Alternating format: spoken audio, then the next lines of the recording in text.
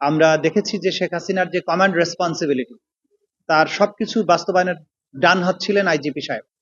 সে কারণে আমরা কৌশলগত কারণে তাকে এই মামলাতে অন্তর্ভুক্ত করেছি এবং তার সম্পৃক্ততা আছে, যেভাবে শেখ হাসিনার অপরাধ প্রমাণের ক্ষেত্রে তার সম্পৃক্ততাটা দরকার ছিল, যে কারণে আমরা এটা করেছি। এটা আমাদের কৌশলগত সিদ্ধান্তের।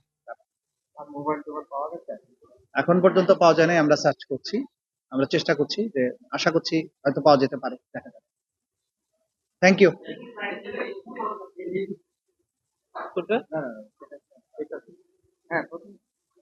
প্রথম মামলা, হ্যাঁ, ট্রাইব্যুনালের নতুন পর্যায়ের যে পুনর্গঠিত ট্রাইব্যুনালের প্রথম মামলা ছিল শেখ হাসিনার। Thank you.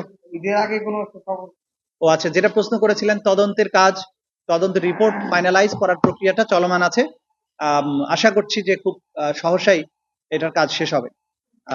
যেটা আমরা বলেছি সেটা, আর ঈদের আগে আর পরে এই জিনিসটা রাজনীতিবিদদের সাথে আন্দোলনের সাথে সম্পৃক্ত, এটা তদন্তের সাথে সম্পৃক্ত না। Thank you.